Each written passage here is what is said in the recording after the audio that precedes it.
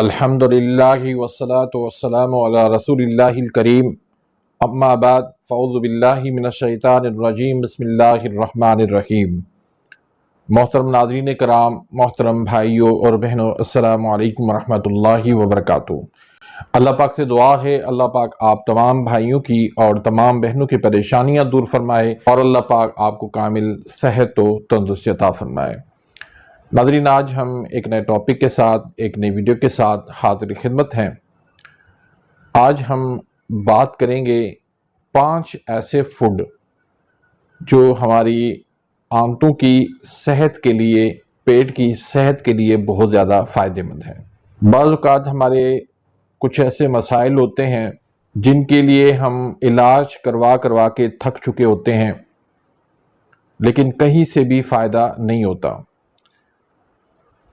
ہم انگریزی ادویات بھی استعمال کر لیتے ہیں، یونانی دوائیاں بھی ہم استعمال کر لیتے ہیں، مختلف حکیموں سے علاج کروا چکے ہوتے ہیں، مختلف ڈاکٹر سے علاج کروا چکے ہوتے ہیں، لیکن ہمارے مسائل جو ہے وہ حل نہیں ہوتے۔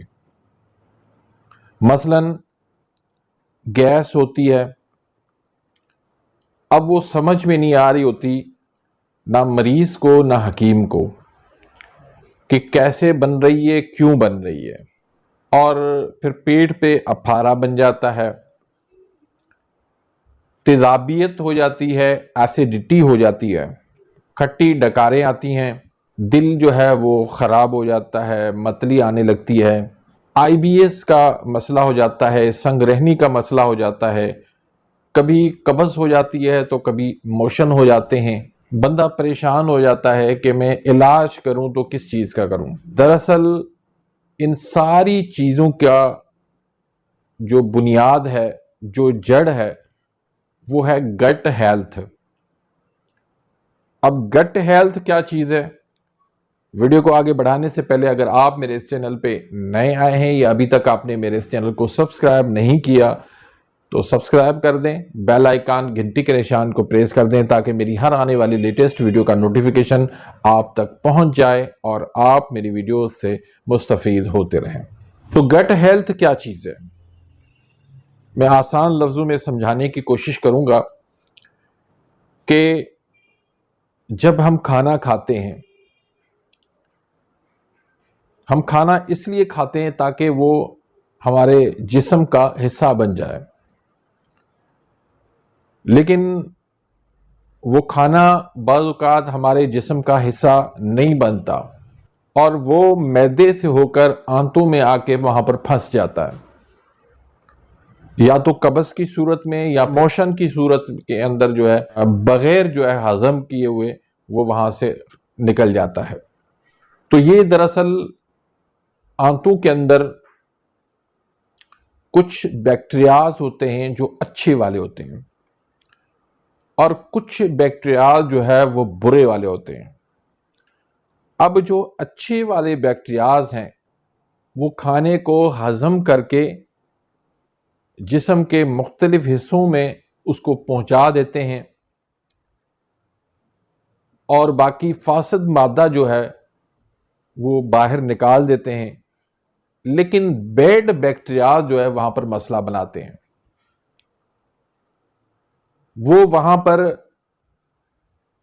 کھانے کو صحیح طرح سے ڈائجسٹ ہونے نہیں دیتے، یا وہ کھانا جو ہے بغیر جو ہے ہضم کیے ہوئے اس کو باہر نکال کے پھینک دیتے ہیں۔ تو سارا یہ جتنے بھی مسائل میں نے آپ کو بتائے، ان کی بنیادی وجہ یہ ہے کہ ہماری گٹ ہیلتھ یعنی گڈ بیکٹیریاز وہ ہمارے کم ہیں اور بیڈ بیکٹیریاز ہمارے زیادہ ہونے کی وجہ سے ہماری صحت جو ہے وہ نہیں بن پاتی۔ تو ہماری گٹ ہیلتھ اس کا بہتر ہونا ضروری ہوتا ہے، اور یہ وقت کے ساتھ، عمر کے ساتھ آہستہ آہستہ جو ہے یہ ہماری گٹ ہیلتھ جو ہے وہ خراب ہوتی چلی جاتی ہے۔ اور اچھی صحت کے لیے ہماری گٹ ہیلتھ یعنی آنتوں کے اندر گڈ بیکٹیریاز کا ہونا اور بیڈ بیکٹیریاز جو ہے وہ اس کا کم ہونا بہت ضروری ہوتا ہے. اس کے بغیر ہماری اچھی صحت جو ہے وہ نہیں بن پاتی. تو ہمیں ایسے کھانے کھانے چاہیے جو گڈ بیکٹیریاز جو ہے وہ زیادہ بناتے ہیں. ان میں سر فہرست ہے دہی، کرڈ. یہ بہت ہی زبردست چیز ہے، لیکن ہم اس کو استعمال کیوں نہیں کرتے؟ اس کی ایک بڑی وجہ یہ ہے کہ اس کے اندر ترشی ہے، اس کے اندر کھٹاس ہے. تو ایسی دہی آپ لیں جس کے اندر کھٹاس کم ہو. اور دوسری بات یہ کہ خالی دہی کو آپ استعمال نہ کریں. دہی کے اندر یا آپ شکر ڈالیں، دیسی شکر، چینی کی بات نہیں کر رہا، دیسی شکر ڈالیں، یا پھر دہی کے اندر آپ شہد ملا لیں. یہ آپ ناشتے میں استعمال کریں، رات کو بھی آپ نے استعمال نہیں کرنی. ناشتے میں آپ دہی کا استعمال کریں، اور آپ کو پتہ نہیں ہے کہ ایک دہی کی پیالی کے اندر 100 ارب جو ہے وہ گڈ بیکٹیریاز پائے جاتے ہیں. تو اتنی یہ فائدہ مند ہے دہی. لیکن کھٹی نہیں ہونی چاہیے، باسی نہیں ہونی چاہیے، تازی ہونی چاہیے، اور اس کے اندر بھی آپ شہد ملا کے آپ استعمال کریں. یہ وٹامن B12 سے بھرپور ہوتی ہے. اور پھر یہ پری بائیوٹک ہے. پری بائیوٹک سے مراد یہ کہ اس کے اندر گڈ بیکٹیریاز بنتے ہیں. اور دنیا کے اندر جتنے بھی پری بائیوٹک کھانے ہیں، فوڈ ہیں، ان میں سب سے بہترین جو ہے یہ دہی ہے. اور پھر اگر آپ نے اس کو دن میں کھانا ہے تو دن میں آپ رائتا بنا کے کھائیں. رائتا کس طرح بنانا ہے؟ رائتا آپ نے کس طرح بنانا ہے؟ رائتے کے اندر آپ دہی شامل کریں، تھوڑا سا کٹا ہوا اچھی طرح سے باریک جو پیاز ہو وہ شامل کریں. اس کے اندر چاہیں تو آپ کھیرا شامل کریں، تھوڑی سی کالی مرچ شامل کریں، اور تھوڑا سا آپ کالا نمک شامل کریں، اور سفید زیرہ جو ہے وہ آپ پسا ہوا وہ اس میں شامل کریں، اور تھوڑے سے آپ اس میں ہری مرچ ڈال دیں. تو یہ بہترین قسم کا رائتا تیار ہو جائے گا. تو یہ آپ دوپہر کے اندر اس کو آپ استعمال کر سکتے ہیں اپنی گٹ ہیلتھ کے لیے. دوسرے نمبر پر جو چیز ہے وہ ہے جو کا دلیا. اس میں بھی دنیا کا بہترین قسم کا فائبر موجود ہے جس کو بیٹا گلوکین کہتے ہیں، اور یہ اچھے بیکٹیریاز کے لیے بہت زیادہ فائدہ مند ہے، اور یہ بیڈ بیکٹیریاز کو جو ہے یہ ختم کرتا ہے. تو اس کو بھی ناشتے میں آپ استعمال کریں. بنانا بھی بہت ہی آسان ہے. آپ جو لے لیں، ان کو پہلے آپ پانی کے اندر آپ اچھی طرح سے اس کو پکا لیں، پھر آپ دودھ گرم کر کے اس میں آپ اس کو شامل کریں، اور کدو کے بیج اس میں ڈالیں، آپ کھجور اس میں ڈالیں، اور بھی جو آپ کو بہتر لگے، جو آپ کو پسند ہو وہ ڈرائی فروٹ اس میں شامل کر لیں. تو یہ آپ کا جو کا دلیا بن جائے گا بہترین. اور آج کل جو بنے بنائے بھی موجود ہیں، جیسے میرے پاس بھی موجود ہے. تیسرے نمبر پر جو ہماری آنتوں کی صحت کے لیے، پیٹ کی صحت کے لیے جو چیز بہترین ہے وہ ہے ادرک.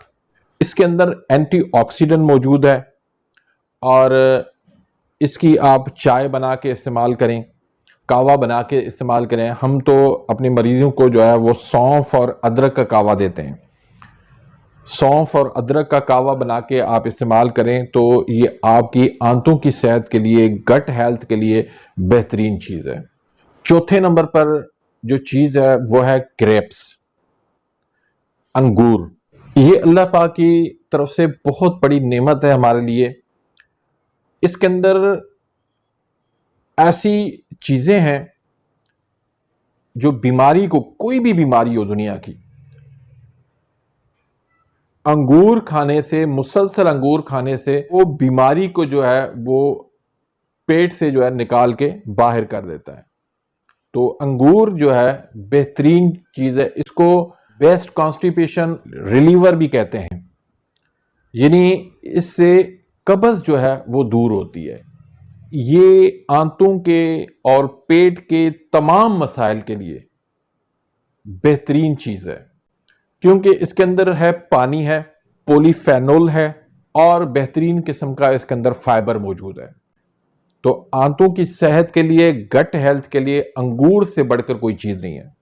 پھر یہ ہر قسم کی سوزش کو دور کرتا ہے، اور تمام بیماریوں کی جو جڑ ہے وہ سوزش ہے،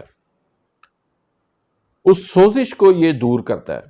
آئی بی ایس کے مریضوں کے لیے ایک بہترین نعمت ہے یہ، اور پھر اس کو آپ آف سیزن میں بھی کھا سکتے ہیں۔